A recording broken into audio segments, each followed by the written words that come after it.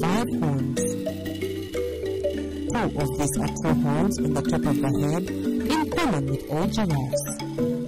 The third horn can be often seen in the center of the giraffe's forehead and the other 2 behind each ear.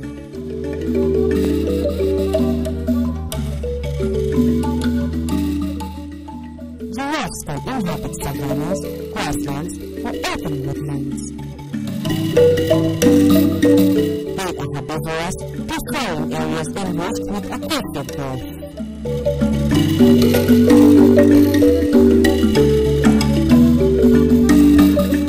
Their long legs are used to browse through leaves and drink large quantities of water. As a result, they can spend long periods of time in dry, arid areas without drinking. A giraffe can eat 63 kilograms of leaves and treat daily. Giraffes have 4 stomachs just like cows, so their cud needs to travel all the way up their neck. They are sociable, tolerant animals, with the female giraffes living in groups of a dozen or so members, including calves. Younger males tend to live in bachelor herds, with older males often leading solitary lives. Unlike most mammals, giraffes walk using both legs from the same side of the body simultaneously. When alone, giraffes can reach speeds of 40 meters.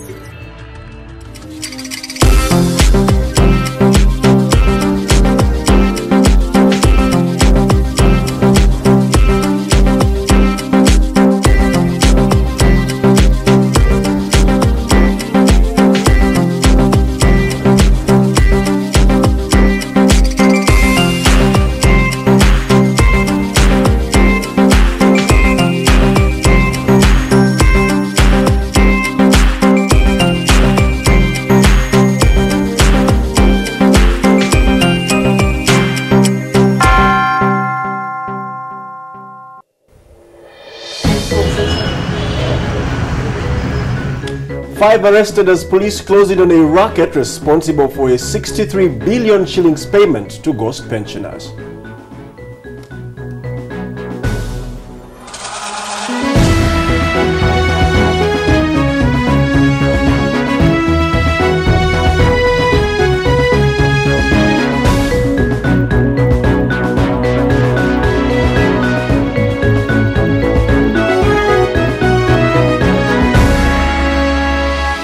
It is harvest night for the police as they follow the money in a 63 billion shillings ghost payment to pensioners. A run-in with the Kampala MP Mohammed Nsereko and a medical doctor in Mukono district. Also coming up, the spotlight turns to the protection of children. Are the current safeguards enough, or could tougher sentences stem the increase of these abuses? It is this that forms part of our NTV poll tonight. Be sure to have your say. It is Monday night, the 17th of September 2012. A very warm welcome to NTV Tonight. Here, though, first is a quick look at what else you can expect on the bulletin.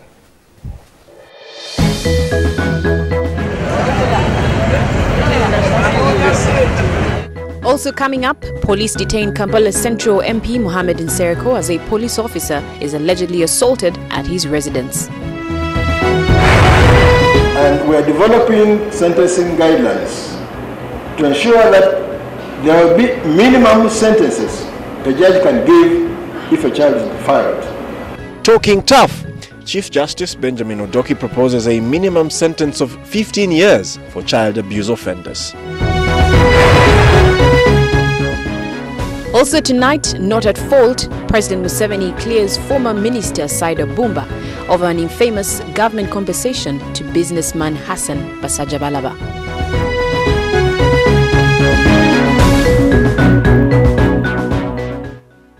A very warm welcome to NTV Tonight. I am Rachel Arinitwe. And I'm Gabriel Apenu. Welcome to the program. Now, tonight, 3 officials from the Public Service Pension Department were this evening arrested and taken to the CID headquarters in Chibuli for questioning.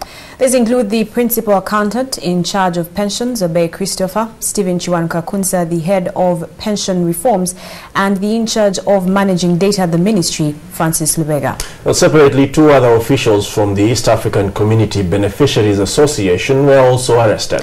All the 5 are suspected to have swindled over 63 billion shillings that was paid to ghost pensioners between January and October 2011. Also, Sudhir Biarohanga will be bringing us this story in due course on NTV tonight. Actually, the story is here. Let's have a look at this report. Yesterday evening, NTV unearthed the corruption scam in public service in which over 63 billion shillings was allegedly paid to ghost pensioners. And today, police detectives stormed the public service ministry where they grilled the officials in charge of pension for nearly 4 hours. And at around 6:20 p.m., 3 officials emerged and perplexed they all looked. These include the principal accounting officer in charge of pension, Obey Christopher, Stephen Chiwanka-Kunsa, director for pension reforms, and Lubega Francis in charge of managing data for pensioners in the ministry. It is alleged that in a period of 9 months between January and October 2011, the 3 connived and sent money to different accounts of ghost pensioners in one international bank in Kampala. But earlier in the afternoon, 2 officials from the East African Community Beneficiaries were arrested by police detectives and brought to public services offices for questioning. These include Santos Alima, the chairman of the association, and Herbert Senabulia, the administrator. According to our sources, these 2 allegedly connived with their counterpart, Peter Sajabi, the National Secretary, to recommend 1,013 ghost pensioners in order to open for them accounts. However, there are reports that when Peter Sajabi learnt of the developing story, he fled to an unknown location. All the 5 will spend the night at CID headquarters as investigations begin. Critics say that this corruption scam is happening at a time when the country, or so many places of the country, are in dire need of social amenities such as roads. An example is Karamoja region that has been cut off due to the heavy downpour and also heavy rains. Also, critics add that the 500 billion shillings that Uganda loses to corruption every year, according to World Bank reports, can fix so many roads across the country. And it's high time that the responsible authorities tighten the noose to fight this savage vice. Sudhir Biarohanga, NTV at Public Service. Now, it appears run-ins with the law involving Kampala Central's member of Parliament have reached a new high today. Mohamed Nsereko has been arrested by police for reportedly mobilizing his supporters to assault a police officer who was carrying out an investigation within the vicinity of his premises. Now, the police say Nsereko will be kept in their custody until all his supporters who allegedly participated in the act are brought to book. The Kampala Central MP, Mohamed Nsereko, has been detained by the police for reportedly ordering his supporters to beat up a police officer who said to have been investigating an offense around his home this morning.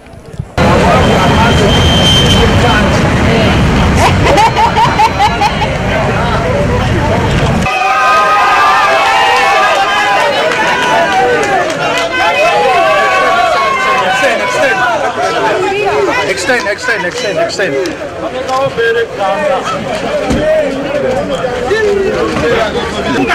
Justice and peace will never end. No, Mayor, you are not under arrest.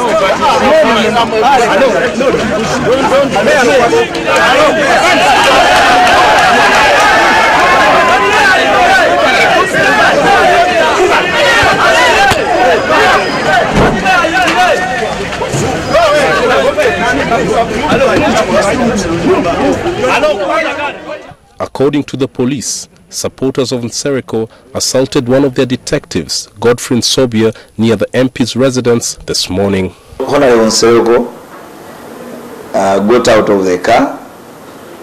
I asked him who he was. He tried to explain. Before he could explain, he roughed him up. He grabbed him, and as he was in the process of really manhandling him, the other occupant who was with him boxed the policeman on the front teeth, and he lost the 2 front teeth.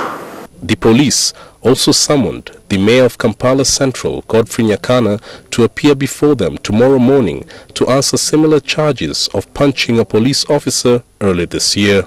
Nyakana, the chairman of Central Division, he also boxed a policeman, and he has been evading justice. If tomorrow he doesn't come to court, I have ordered for his arrest immediately.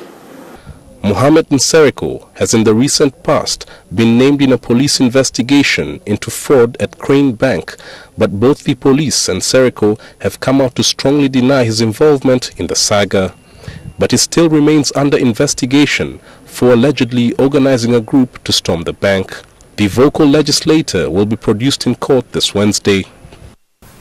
Now, the Chief Justice Benjamin Odoki wants a minimum sentence of 15 years and maximum of life imprisonment for those found guilty of any acts of violence against children.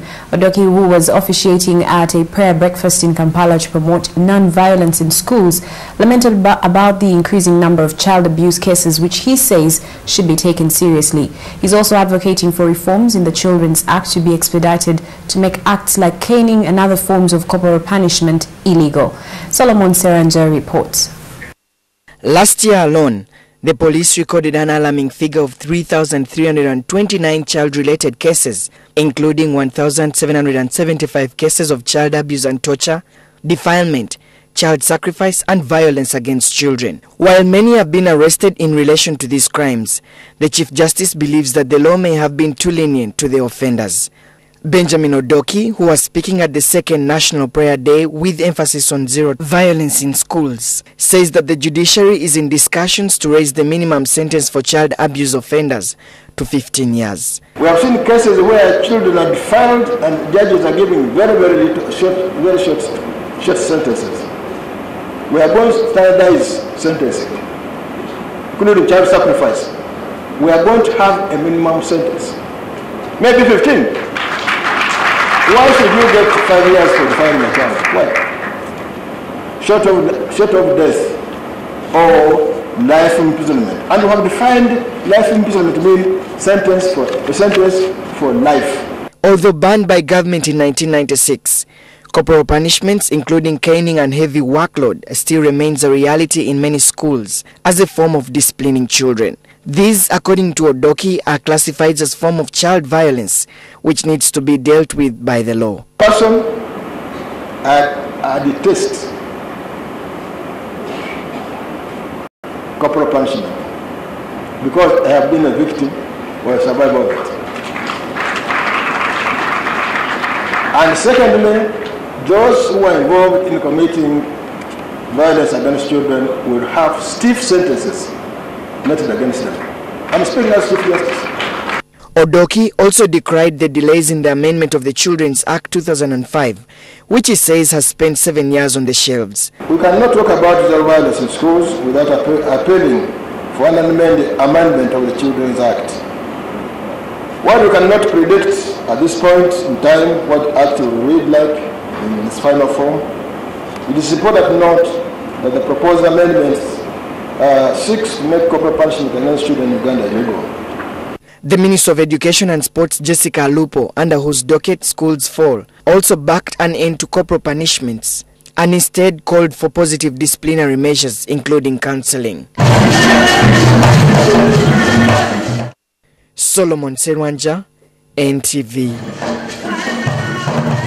Now, it's from this story that we would like to hear from you in tonight's NTV poll, and so we are asking, are you in support of the proposal by the Chief Justice for a minimum sentence of 15 years to those convicted of child abuse? Are you in support of the proposal by the Chief Justice for a minimum sentence of 15 years to those convicted of child abuse? Well, you can participate in our poll tonight by sending your yes or no view to 8778. Please do include your name and where you are participating from. We shall read some of the comments.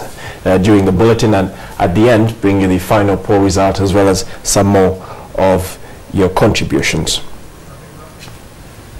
Now, President Yoweri Museveni has exonerated former Minister for Gender Saida Bumba over a 142 billion shillings government compensation to businessman Hassan Basajjabalaba. Now, President Museveni made this public clearance yesterday during the wedding ceremony of Bumba's son Ismail Mpanga Bumba and Leila Naluwoza Mukasa at Serena Hotel here in Kampala.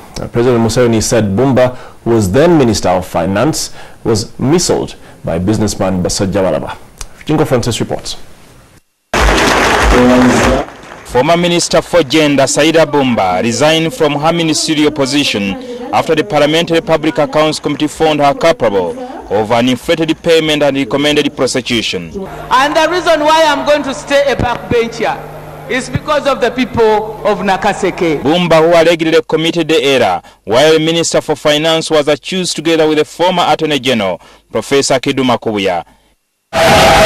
MPs mounted pressure to have them forced out of cabinet. Now President Yoweri Museveni says Bumba is innocent. Museveni publicly cleared her yesterday during the wedding ceremony of Saida Bumba's son Ismail Mpanga Bumba and Leila Naluwoza Mukasa, daughter of Haji Nashibu Mukasa Kirumbalumba, held at Serena Hotel in Kampala.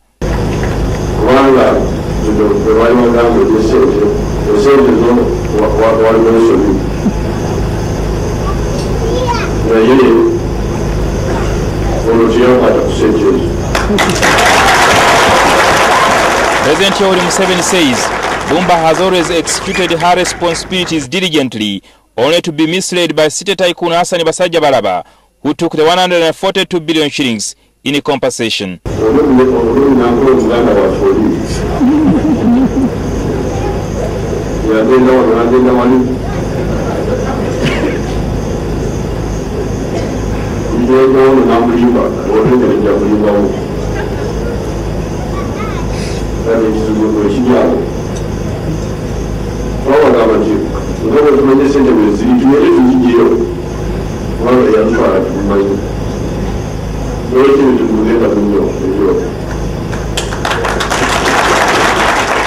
He said he has known Bumba right from the Bush War as a righteous person, and that is why he has been assigning her with the responsible ministries to handle.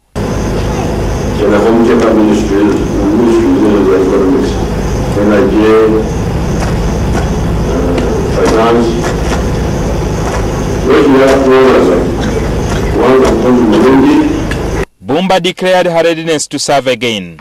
Your Excellency, thank you very much. And as Bumba said, the stamina is still there.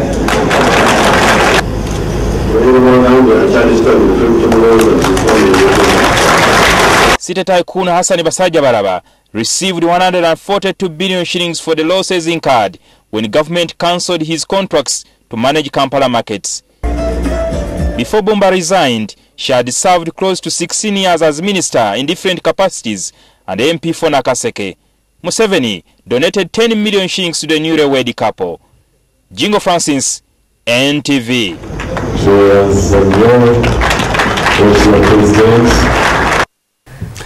A lot more news coming up ahead on NTV tonight after this short break, and here's what you can expect.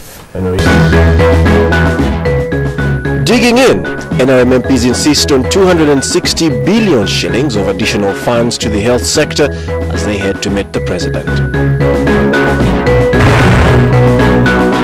And ready for talks, Somalia's new president announces willingness to negotiate with the Al-Shabaab. NTV Tonight continues after this short break. Stay with us.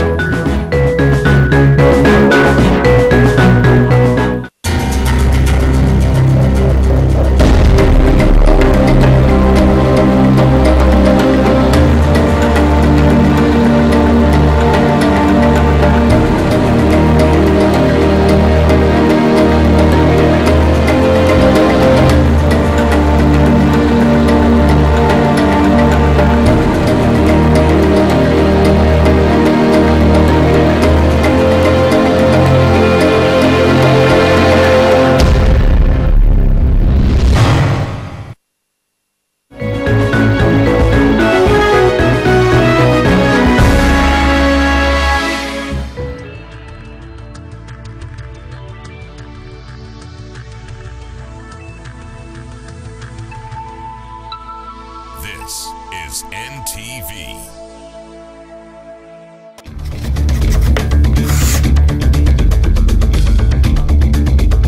Fieldwork has been defined by different scholars. Some think it is an art. These are the blood types that are in human beings. We have A. When a chemical reaction takes place, it involves two things. We are given a straight line that has been denoted by 2x minus y is equal to 6.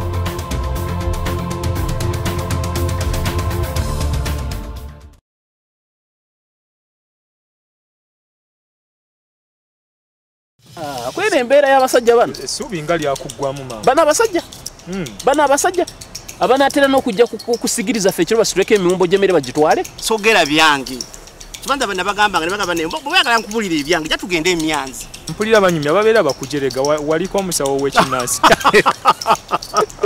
e South Africa baba bakujerega obituufu baba banjerega oyo mufere mubbi yennyini yeetaaga miggo omuntu wa bulijjo tomuzanyirangako abeeranga dormant volcano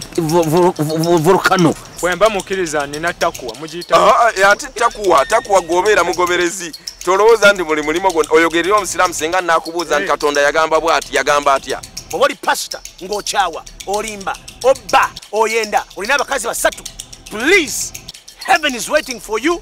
One day you'll pay and soon your time is out. Otiisa mmoni. Sitiisa. Nkubulira Yesu talimba. Ebintu mbimala mulundi gumu. Kati what is I love peace. Gwokola byo. Wegase n'omusajja mutwale mabi.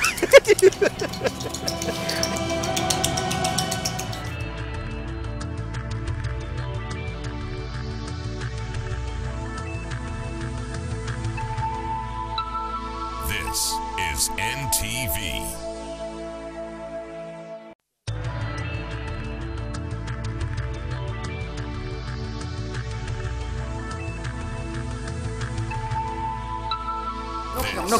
A message yali ku the last piece of a jambia yali muhadi wa yonna. No, bloody way, holy moly. We've just met. How can I be your friend? Mr. Rashmond. Okuzimba ennyumba nga kintu kizibu nnyo banange mugumire mu bupangisa. I'm called Olar Oton. There's no English name. Just like resistors, Yakazol. I blame you. You have option of getting international husband. Why do you get it?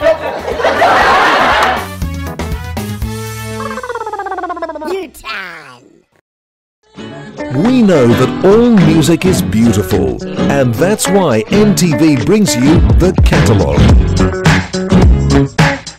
Every day at 2:15 p.m. with the classics on Monday, reggae on Tuesday,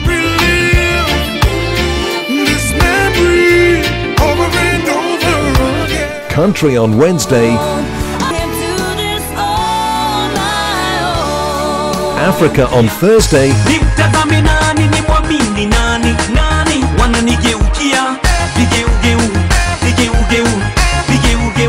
and love ballads on Friday.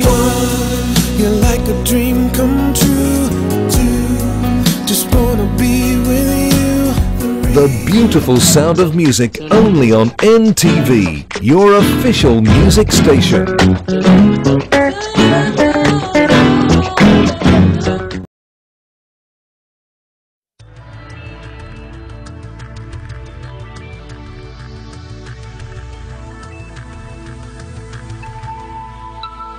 This is NTV. Your Saturday afternoons just got better on NTV with Exposed. Join Katz and the Platinum DJs as they bring you some mad DJ skills and crazy video mixes.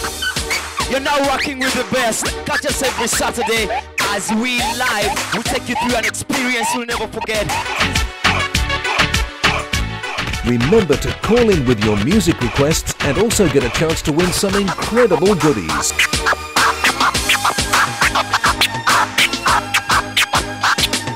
That's every Saturday from 1:30 p.m. only on NTV, the station that digs your music.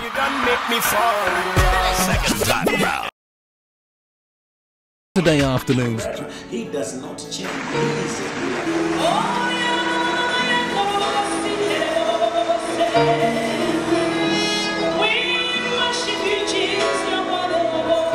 And those who strive with you shall perish.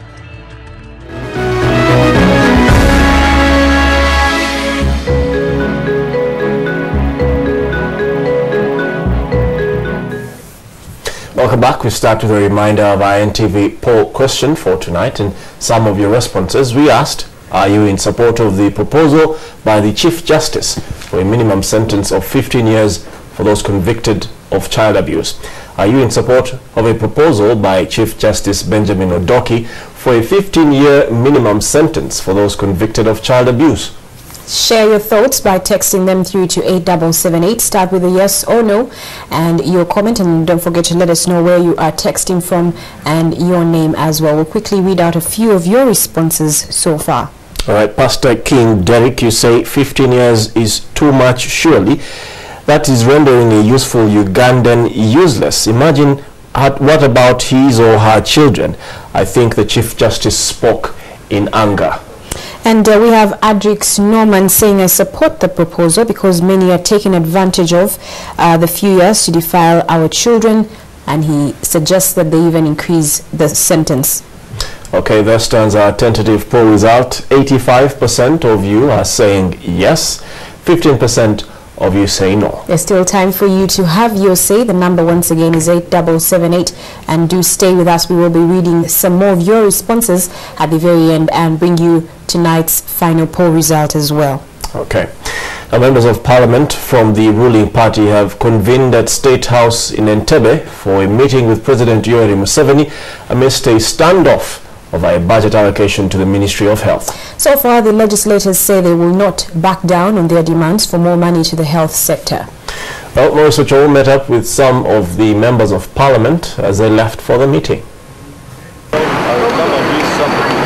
By 3 this afternoon, a number of members of parliament from the ruling NRM party started heading to Entebbe State House to meet the president.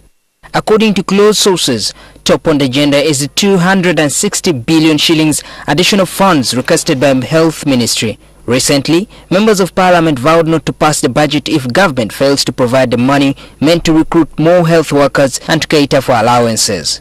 We are going as members of parliament with an open mind. I want to say that we want to hear what the executive has, especially the president. But for me, who has been a minister in the Minister of Health in government of Uganda, I know for sure that the biggest impediment government has, and in terms of rendering service to the people at the grassroots, in terms of treatment, is lack of adequate funding. So far, government has managed to get an additional 39 billion shillings from other sectors, but legislators continue to maintain their stand. To get that money, the 260 million to recruit the staff, billions. That money, the executive must look anywhere to get the money. We know what we have left behind, and we have brought this information.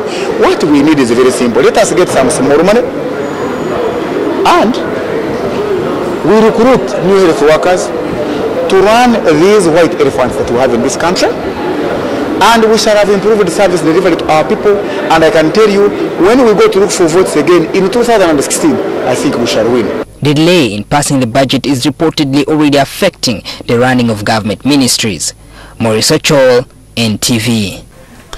Our police in Mukono have arrested and detained one doctor identified as Dr. Sejirinya Daniel in relation to neglect of Patricia Nantume, a new mother who was abandoned at Namirembe Mukono Health Center 4 before she gave birth. This because she could not raise the required money for the operation. As Craig Kadoda reports, the doctor could face charges of negligence. Dr. Segirinya Daniel, who is currently in police custody at Mukono Police Station for further investigations, is allegedly accused of neglecting and throwing out an expectant mother from the health center for not having money for delivery. The victim, Patricia Nantume, had gone into labor while at the center.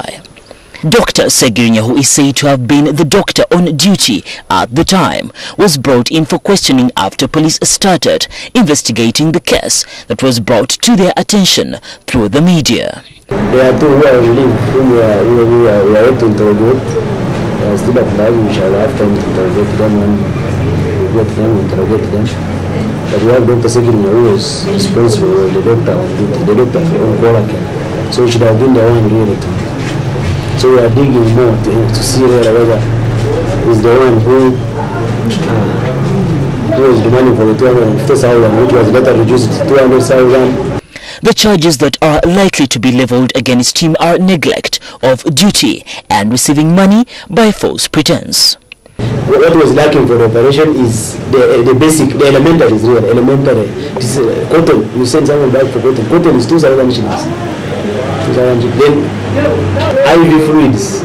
I asked him how much is a bottle of IV fluids. He told me it is 1,500 per bottle. I told him an operation takes how many? He tells me it takes like 20 bottles. I told him, okay, if you say 20 bottles by 1.5, it is a minimum. Now, police are calling upon the government, especially the Ministry of Health, to help supervise medical centers and health centers so as to avoid such occurrences in the nearby future.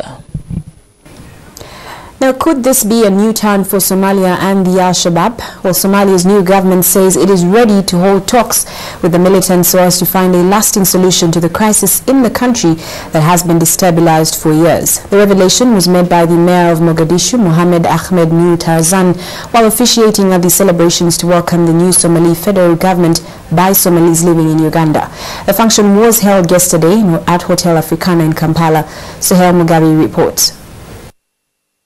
The mayor of Somalia, Mohammed Ahmed Nur Tarzan, has added his voice to that of the newly elected president, Dr. Hassan Sheikh Mahmoud, of holding talks with the Al-Shabaab militants to end the insurgency that have destabilized the country for over 20 years. The first Somali elected president on Somalia soil said his first presidential priority would be to determine why so many young Somali men and women have sought to join the outlawed Al-Shabaab militant group. He said his administration would then try to create what he called opportunities for them to defect from the Al-Shabaab group. Mohammed Ahmed Nur Tarzan, who spoke in the Somali dialect, made the remark yesterday at the gathering for Somalis who met at Hotel Africana in Kampala to celebrate the new wave of democracy in Somalia.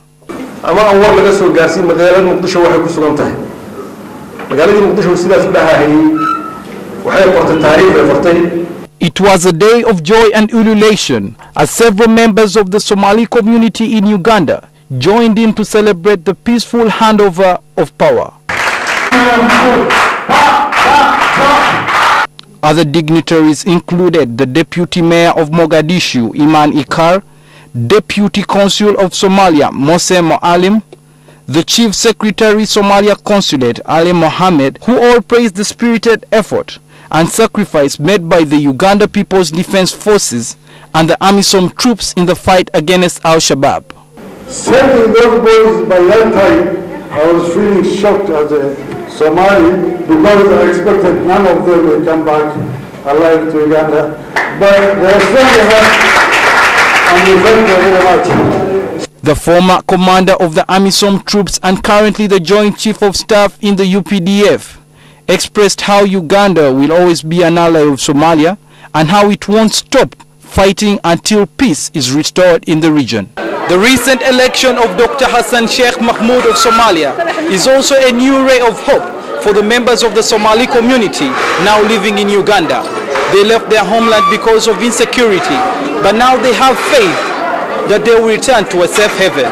Sohail Mugabe, NTV. Well, the power struggles that continue to plague Kyambogo University's administration are not about to end, as the plaintiff and complainants all choose acting vice-chancellors of their own. Now, the University Council has chosen the Deputy Vice-Chancellor Academics, Professor John Opuda Asibo, as the acting Vice-Chancellor, while the accused, Professor Isaiah Ndiege, who has refused to go on forced leave, has appointed Dr. Cyprian Adupa, the Dean of Faculty of Arts and Social Sciences, to step into his position if he leaves it. Now, nevertheless, the staff members in a meeting this afternoon unanimously agreed to suspend the strike and resume work. Cynthia Asio has been following the events at the university and reports. The University Council issued the directive to Professor Ndiege to go on leave on Saturday last week, and on the same day appointed Professor John Opuda Asibo as the acting Vice-Chancellor. However, this did not go down well with Professor Ndiege. In his letter to the Council, he appointed his own acting Vice-Chancellor, Dr. Cyprian Adupa. That letter is null and void. It has no effect. That letter doesn't carry authority. Deputy Vice-Chancellor, first Deputy Vice-Chancellor in charge of academic affairs who takes over. In this case, Professor Opuda is first Deputy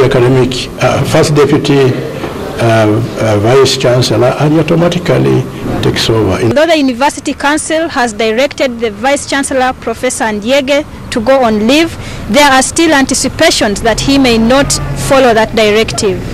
The staff members in their meeting resolved to suspend the strike and resume their activities.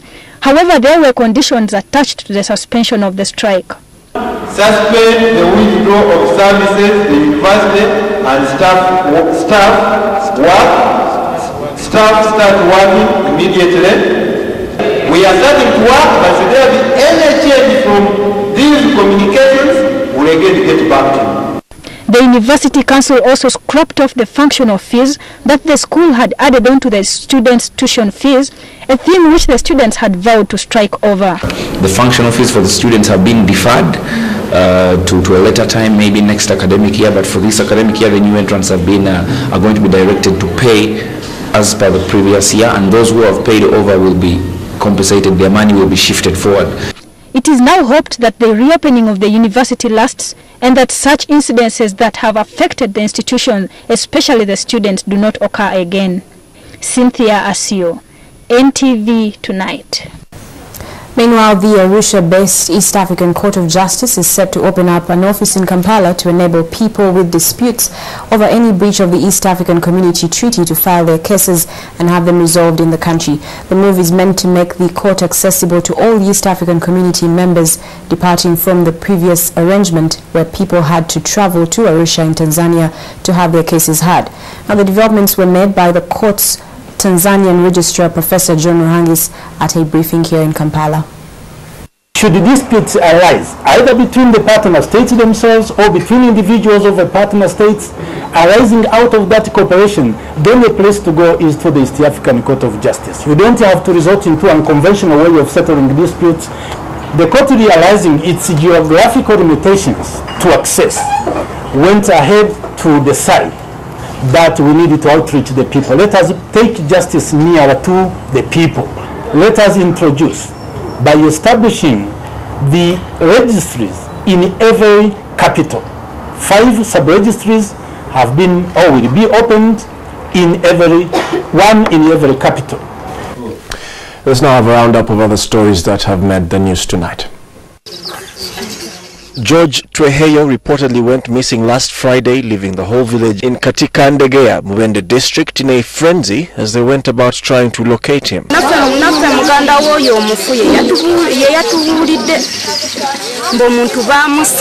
After a thorough search, residents discovered Tweheyo's body in a garden covered in maize stalks.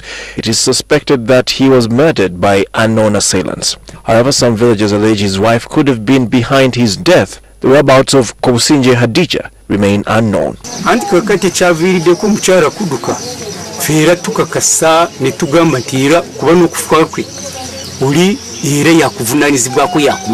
Police have launched an investigation into his death and granted his family permission to go ahead with preparations for a burial. Meanwhile, at a Legu border post in Amuru district, an overnight fire broke out and razed 3 restaurants, destroying property worth millions.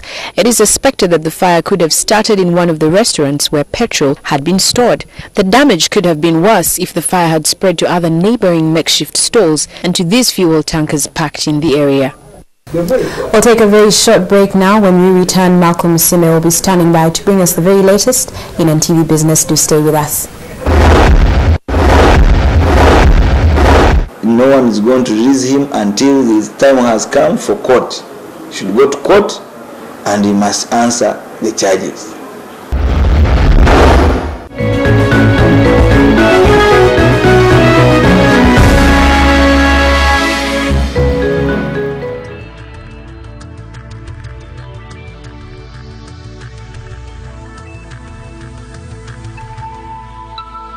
This is NTV.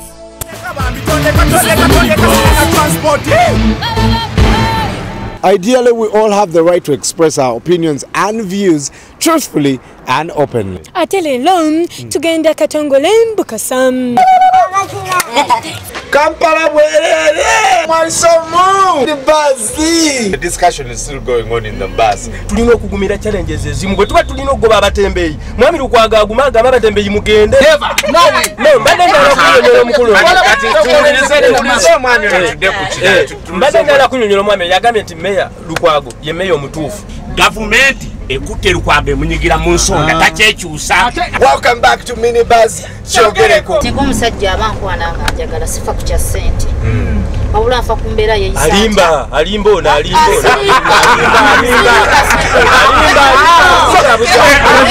This is Minibus Kyogereko.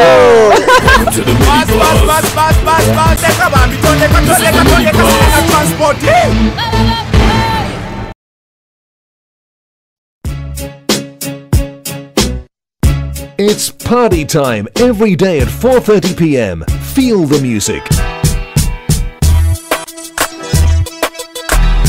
Try out your favorite dance strokes. Watch the latest music videos from artists around the world as you dance to the beat. Girl, you got me screaming fiesta, body language saying whatever.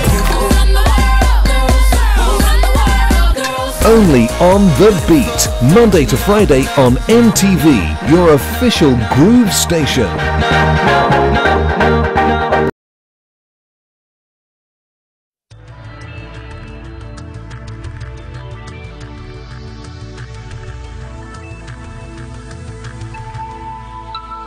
This is NTV.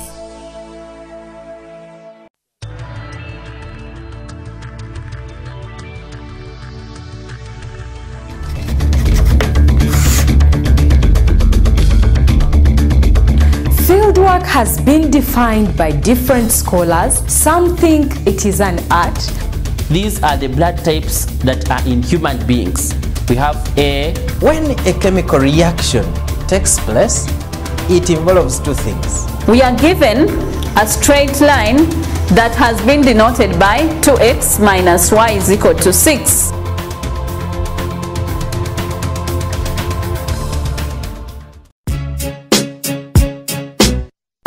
It's party time every day at 4:30 p.m. Feel the music.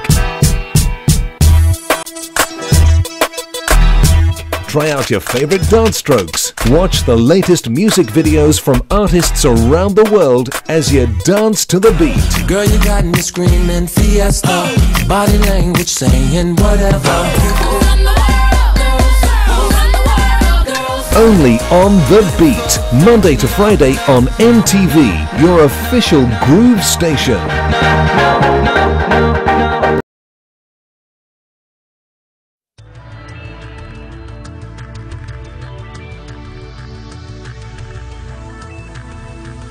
I'm knocking. A message yali ku the last piece of a jambia yali muhadi wa yonna. No, bloody way, holy moly. We've just met. How can I be your friend? Mr. Rajmond. Okuzimba nyumba nga kintu kizibu nnyo banange mugumire mu bupangisa. Come. I'm called Olar Oton. There's no English name. just like resistance, yakazol. Yeah. I blame you. You have option of getting international husband. Why do you get it local? New time.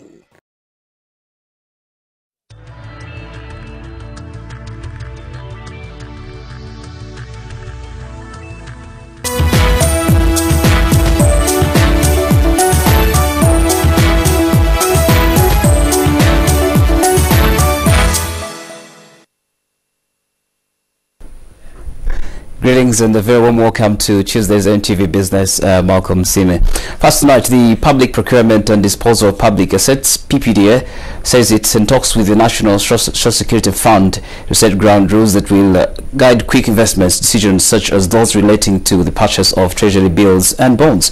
The move is important for the protection of savers' interests, given the fact that such investments cannot be subjected to the normal procurement processes, which at times takes months to complete.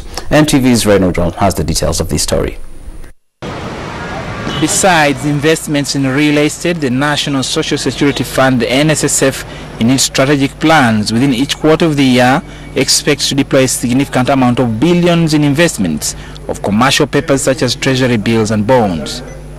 However, the multi-trillion fund finds itself in a legal web that expects authorization from the Public Procurement and Disposal of Public Asset (PPDA), a status that takes months to execute. Cases, of course, we've had complaints, but we've been able to actually advise the entity NSSF to ensure they have fair treatment to bidders and they follow the process. So with NSSF, the issue is balancing the need to actually make a return from the investment, but also to account, because they're actually using workers' money to do this investment. So they still have to follow PPDA law, but we're in talks with them to advise them which other areas we can actually accredit them, to have simplified rules and manuals to ensure that they have basic principles of transparency, competition, without having to go through the procurement structures for certain investment decisions. Relatedly, experts in procurement are in agreement, reasoning that the law needs to be revised to support quick decision-making by the fund whenever it desires to reap from the commercial papers, often with 90-day maturities. If you are to undertake an investment, if you are to buy land for NSSF, if you are to invest in bonds, if you are to invest in any other thing, that becomes part of your procurement because it is either an acquisition or in any way the way you do it. So this is like the current reforms and amendment that is going to come on board as a result of learning lessons. All the same, it remains to be seen how much improvement in procurement and investment reforms can aid the NSSF make effective decisions and deploy the money of savers in areas with appropriate returns. Reina Ojan, NTV Business. The financial markets now, the shilling has continued to trade in a narrow range against the greenback, while in the equity markets, the Stanbic and Baroda counters posted more activity, and we'll be having more in this report. Financial Report is brought to you by URA, developing Uganda together.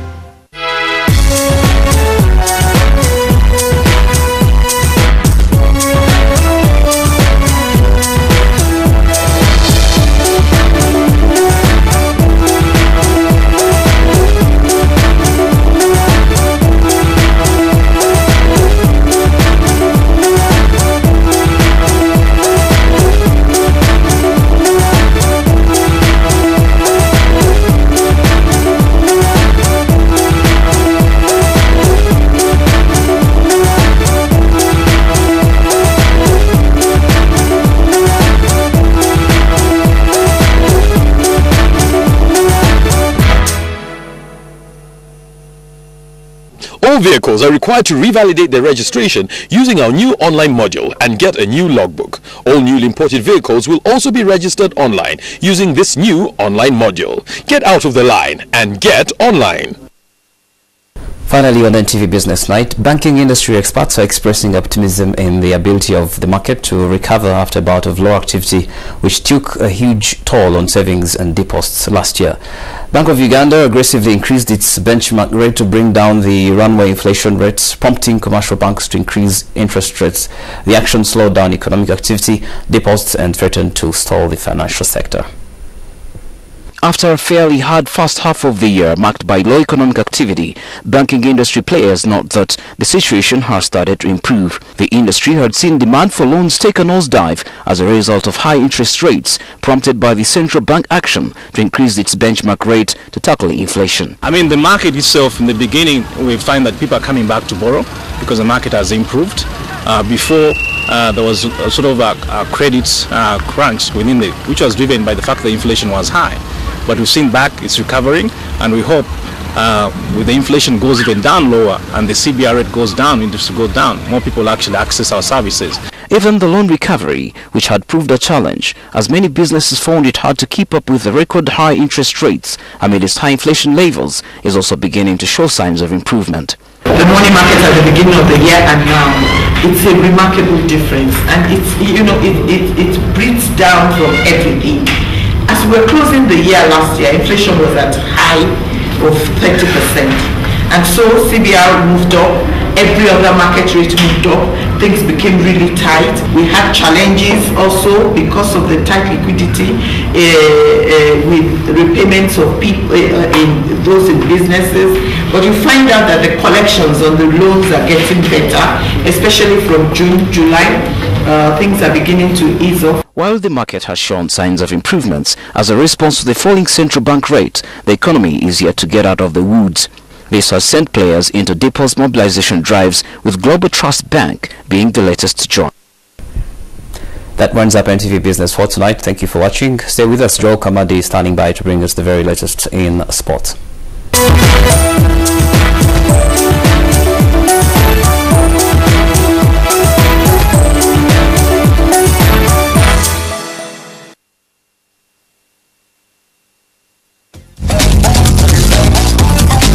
Make sure that all the lights that are not in use are switched off.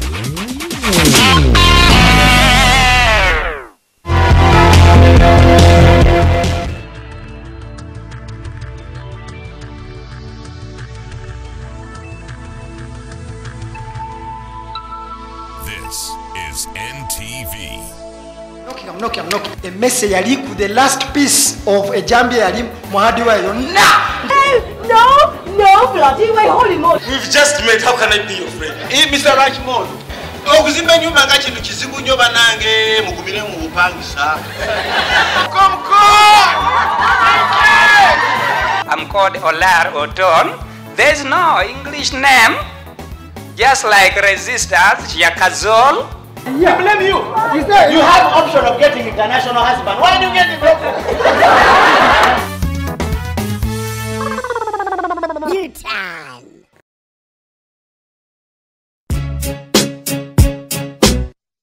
It's party time every day at 4:30 p.m. Feel the music. Try out your favorite dance strokes. Watch the latest music videos from artists around the world as you dance to the beat. Girl, you got me screaming fiesta. Body language saying whatever. Only on The Beat, Monday to Friday on NTV, your official groove station.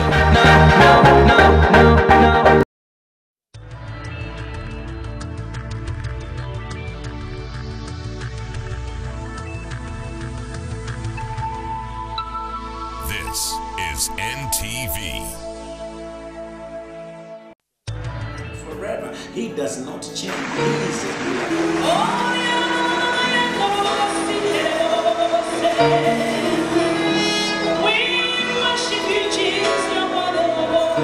and those who strive with you shall perish. I pray that which who has been fighting you will look at you. Fear not! God doesn't like cowards. He wants believers. Just walk. Pick up your legs. Pick up your legs. Pick up your legs.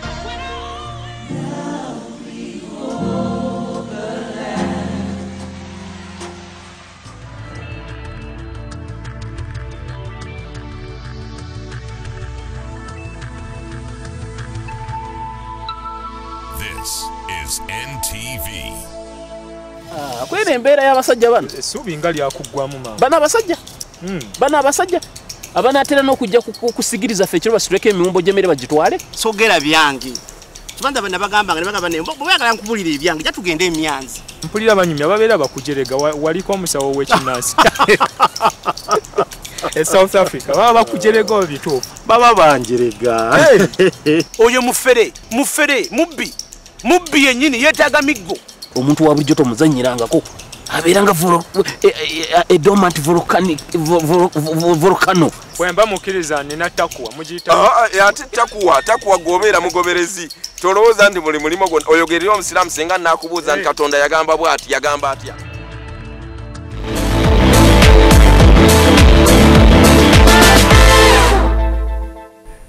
Good evening and a very warm welcome to Monday's NTV Sports. I am Joel Kamadi.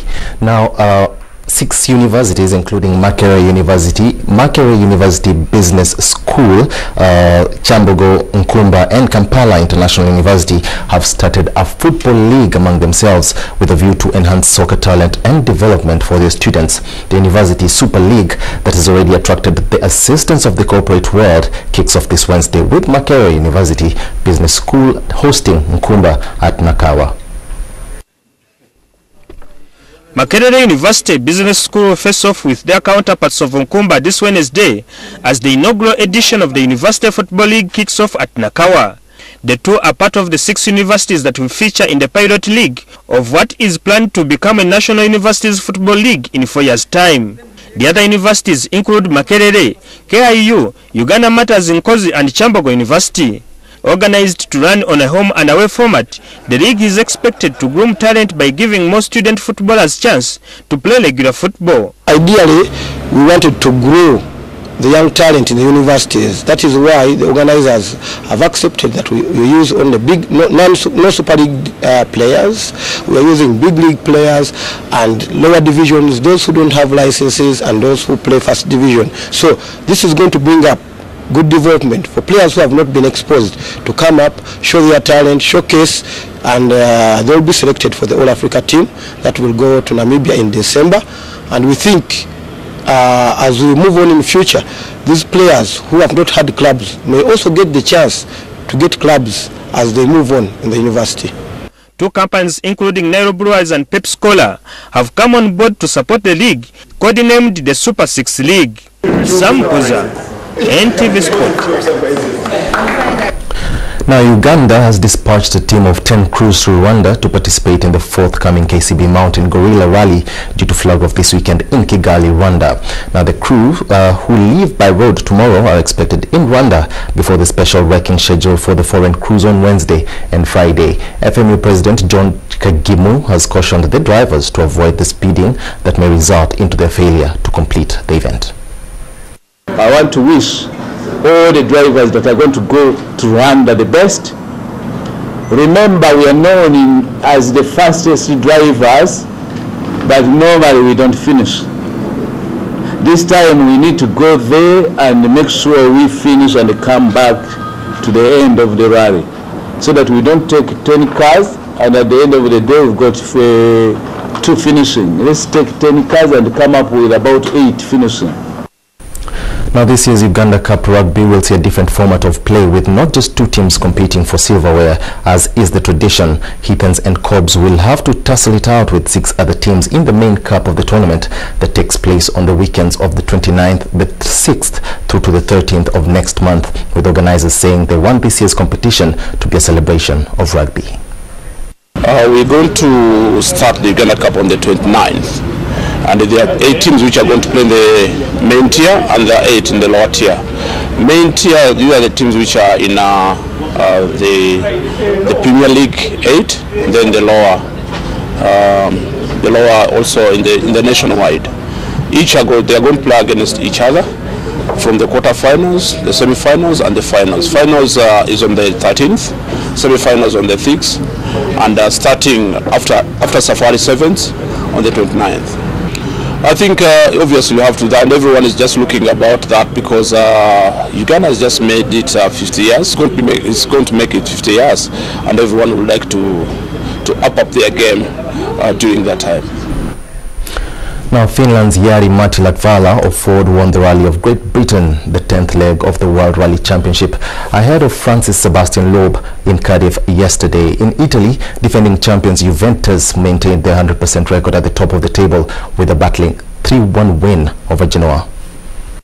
Victorious in last year's event, Latvala led practically from the start to finish, 27.8 seconds ahead of championship leader and 8-time world champion Loeb, with Latvala's Norwegian teammate Peter Solberg a further 0.9 seconds back in third place. The result prevented Citroën from claiming victory in the Constructors' Championship, but both Citroën and Loeb will expect to be crowned champions at the Rally of France on October 4th to 7th. Despite a late fight back on Sunday, Loeb was unable to do the damage inflicted during the first 2 days of the race, when Ford proved more adept at handling the slippery roads in the South Wales countryside.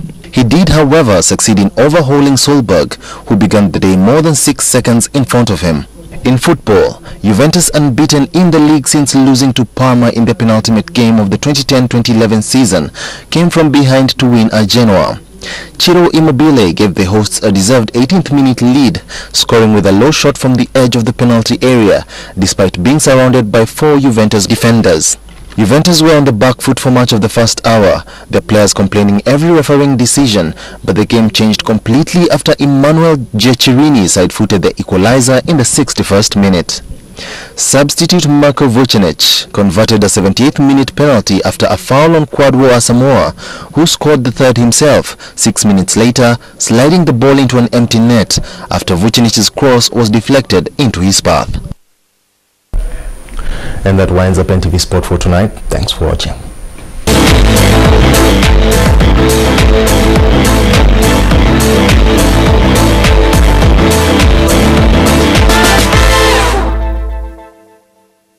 Well, thank you, Joel. Let's now have a look at Tuesday's weather prospects. NTV weather with Roofings, it is the strength of our nation.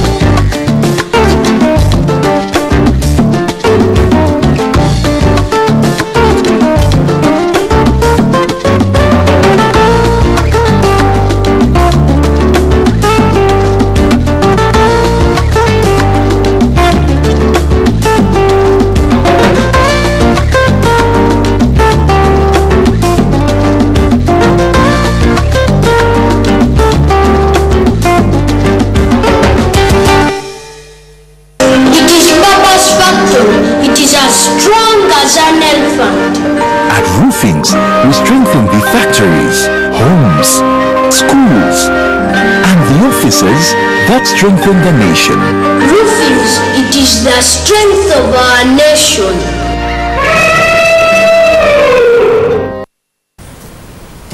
All right, let's now take you back to tonight's NTV poll. And we asked, are you in support of the proposal by the Chief Justice for a minimum sentence of 15 years to those convicted of child abuse? Well, the final poll result is out. Indeed, it is out. 83% of you are saying yes. 17% of our respondents tonight say no.